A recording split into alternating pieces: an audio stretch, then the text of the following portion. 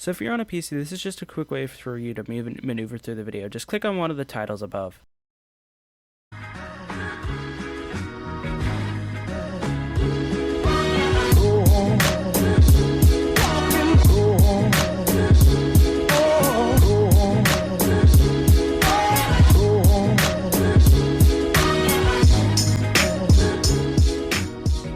Hello everybody, how's it going? So today for you I have an advanced build.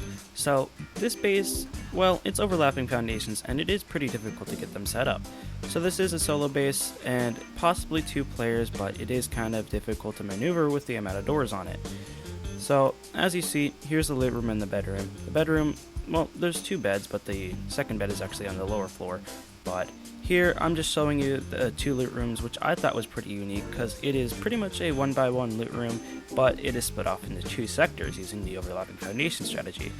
I don't take credit for this honeycomb strategy at all. There are YouTubers that have been doing overlapping foundations before I have, so I'm not gonna take credit, and I will link some of the few that I know of in the description. So don't go spamming in the comment section, oh fuck you, you got this from that person. So enough about that nonsense. So here, in this little 1x1, you're pretty much just going to store all your main resources and stuff like that, like your explosives and guns. And in here, this is going to be your cupboard. So I know the cupboard is on technically the 2nd floor, but hear me out on this one.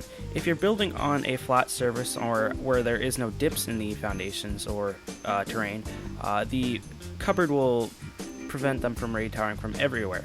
But if you're building on a river area where the depth goes a little downwards, you might want to have a high external, or not a high external, but an external cupboard, just so they don't raid tower into your base. Or you could just do it smart and put another cupboard on the 3rd floor, which I usually do in my base builds. So in here, there's another chest, which is where you're going to store all your food, because I usually leave this out, and I love having food chests because collecting food is kind of what I do. Here, this is what I call the cellar. You pretty much just, whatever you get from killing people, you're going to store in there, which works really, really well. So the reason why I have this kind of exposed is so you can easily get out, and don't worry about anybody getting to your roof because there is no possible way of doing that without the amount of boosting that they'll take. So there I was just showing you the quickness of how easily you're able to defend yourself if anybody's harassing you. There is the ladder hatch that gets up here easily if you want to take that. It is kind of a bitch to get through, so that's why I took the ladder out. Here's 3 chests for extra storage and a lantern if you want to be able to see at night.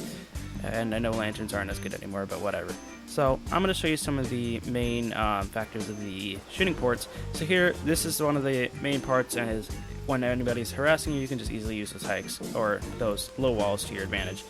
Here you could use the roofs to look downwards, and this front area is, or not, this front area, it will be a good way to defend if anybody's harassing or door camping you. And I know it was kind of difficult to door camp a ladder hatch, so that's why I have that there instead of just a normal stairwell. But that's pretty much it, guys. Thank you so much for watching, and peace. So overall, this base is pretty good for a solo base. So one of the few things that you guys are wanting to keep in mind is the cupboard range. So since that one cupboard is on the 2nd floor, and I know you can put it on the 1st floor within the square foundations, but since I did it on water, I won't be able to. So if you do manage to get this built on a dry land, which will be very, very difficult to do, to find a dry spot to build on that is flat enough to withstand your square and your chunk of circle, then grats to you, you get a good cupboard placement. But if you're unlucky like me and have to build in water, you might want to have to run around your base and check if there is a possible spot that they'll be able to build from, because you don't want somebody raid towering into your solo base. And I know it's small and it's probably going to be pretty difficult to raid tower this, but there still might be a possibility of them being able to do that. My next point is the square foundations. So you might be able to blow through the square foundations and you will destroy loot, but most people aren't going to do that, and that really wouldn't give them an advantage. If not, it would actually disadvantage them because they destroy the foundation and all the stuff would despawn, and that's not very good to have because rip loot, they're not really going to get any progress out of the raid. So most raiders aren't going to be doing that, and they're possibly just going to boost on that ladder hatch and just blow through that 2nd and 3rd floor, ensuring their success in the raid. But well, once again, they're going to be wrong on raiding that way. So that's pretty much it, guys. Let's move on to the base build part of the video where I explain how to build this base and what to do. So this is going to be the point in the video where I explain how to build the base. So starting off with the foundations are really, really tricky, and you're going to really need to find a flat spot. So if you manage to find a spot on land that you'll be able to build this, grats to you, you found a way. Wasting away.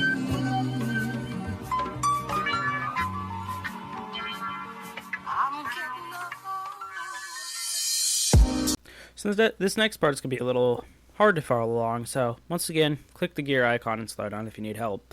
So what you're going to do for the first layer is you're going to try to put as many walls as possible on that first layer. So once you're finished off walling that, you should get something that looks like this.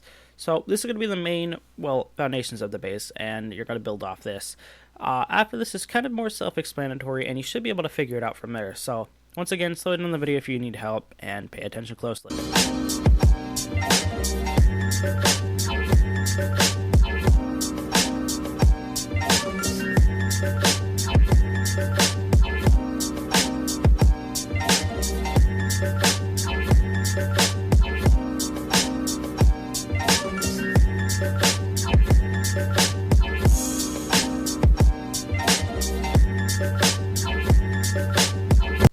So since generally this part is going to be pretty difficult, I'm going to slow this down just so you guys can see how you can do the walls easily.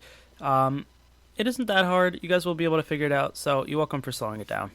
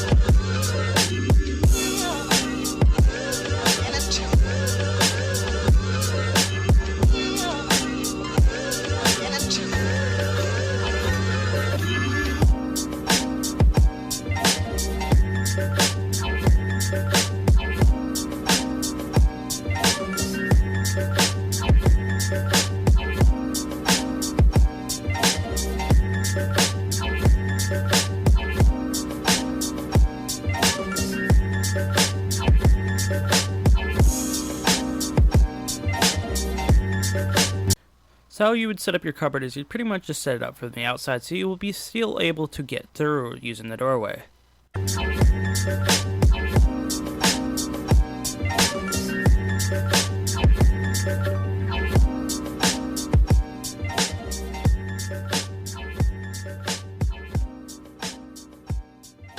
So at this point, it's going to be pretty simple and self-explanatory, and you should be able to figure things out in any way. So, thank you guys so much for watching. Like and subscribe if you haven't already, and peace.